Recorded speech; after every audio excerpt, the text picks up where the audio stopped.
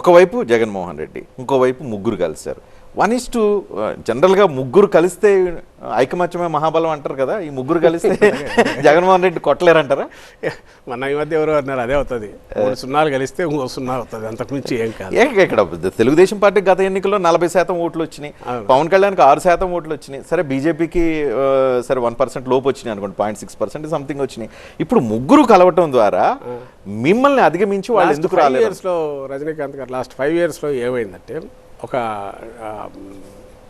పూర్తి ఒక అప్రోచ్లో షిఫ్ట్ వచ్చింది, విచ్ డెమోక్రసీలో ప్రజలు కోరుకునేది అప్రోచ్ ఏది పారాడైమ్ షిఫ్ట్ అంటాం. అంటే పూర్తి మారింది.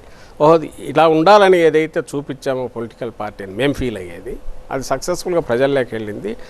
వాట్ ఎవర్ నౌ ఇప్పుడు మొదలైన సంస్కరణలు కావచ్చు, స్కీములు కావచ్చు, వాళ్ళ బతుకుల్లో వెలుగు తీసుకొచ్చిన ఇవన్నీ సస్టైనబుల్గా ఫ్యూచర్లో పోయి ప్రతి కుటుంబం బాగుపడాలంటే మాకు జగన్మోహన్ రెడ్డి గారు ఉంటేనే వస్తాయి ఇవన్నీ. ఆయనే కావాలి అనుకునే రకంగా ఆంధ్రప్రదేశ్ ప్రజలు ఉన్నారని మేము గట్టిగా నమ్ముతాం. ఫీలింగ్, మీ పార్టీ ఫీలింగ్ కాదంటలేదు, అందువల్ల 0 అంటున్నాను. కానీ అర్థమెటిక్స్ పాయింట్ ఆఫ్ వ్యూలో చూస్తే గత ఎన్నికల్లో 2019 ఎన్నికల్లో జనసేన వల్ల 32 నియోజకవర్గాల్లో తెలుగుదేశం పార్టీ ఓడిపోయింది. సో ఇప్పుడు జనసేన తెలుగుదేశం కలిసినాయి, 32 ఖాతాలోకి వెళ్ళినట్టే కదా.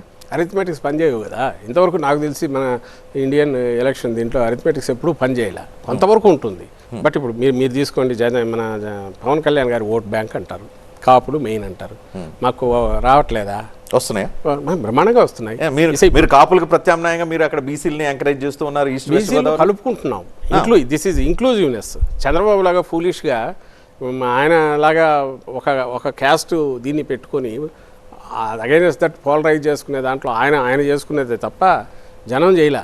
మేము చేస్తున్న జగన్మోహన్ రెడ్డి గారు అంటే ఎప్పుడైతే అందరినీ సమానంగా చూడడం మొదలుపెట్టారో దాంట్లో కాపులు ఉన్నారు, బీసీలు ఉన్నారు, అందరూ ఉన్నారు. బీసీలు ఎక్కువ ఇన్నాళ్ళు వాళ్ళు పొలిటికల్ రిప్రజెంటేషన్ లేదు, వాళ్ళకి ఎంపవర్మెంట్ దిశగా అడుగులు వేయాలి కాబట్టి అప్లిఫ్ట్మెంట్ చేస్తున్నాం, ఎస్సీలు ఎస్టీలకు చేసినట్టు.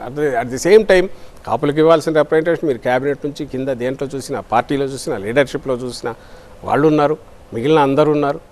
దాంతోపాటు మీ అదర్ క్యాస్ట్ వీటిలో ఇది ఉన్నాయి. బ్యాలెన్స్డ్ అప్రోచ్లోనే పోతున్నాం తప్ప ఒక క్యాస్ట్ను ఐసోలేట్ చేసి ఇది వద్దనేది ఎక్కడ అనుకో. ముద్రగడ పద్మనాభం లాంటి వాళ్ళని మీ పార్టీలకు తీసుకురావడం ద్వారా సంకేతాలు పంపిస్తున్నారా? వీఆర్ కాపుల వైపు మేము, మా పార్టీ పాజిటివ్గా ఉంది, కాపులు మా వైపు రండి అని సంకేతాలు పంపిస్తున్నారా? ముద్రగడ పద్మనాభరావు గారు దాన్ని ఏమంటారు, జగన్మోహన్ రెడ్డి గారి విధానాలు నచ్చాయి, రావాలనుకున్నారు. అట్లా ఎవరు వచ్చినా వాళ్ళందరినీ తీసుకుంటూ ఉంటాం. ఒక ఇండివిజువల్ను ఒకరిని తీసుకుని, నాయకుడిని తీసుకుని దానివల్ల ఇట్లా లాగాలనుకొని వీటిని ఇదైతే ఆ అప్రోచే ఉంటే పార్టీకి, ఇది ఎప్పటి నుంచో ముద్రగడ పద్మనాభం ఇప్పుడు కాదు, ఎప్పుడు మంచి రిలేషనే మెయింటైన్ చేస్తున్నారు. పర్సనల్ మాట్లాడడం కానీ ఇంకోటి కానీ ముందు నుంచి ఉన్నారు ఆయన. దీని నేను అనుకోవడం జగన్మోహన్ రెడ్డి గారిలో ఒక కన్సిస్టెన్సీ ఉంటుంది. దీనికి సంబంధించి ఒక స్టార్డమ్ చూసే, ఇంకోటి చూసే, నలుగురిని టక్కున కలిపేసి దీనివల్ల 10 ఓట్లు వస్తే తీసేసుకొని పవర్లోకి రావాలనేది ఆయనకు లేదు ఎప్పుడు.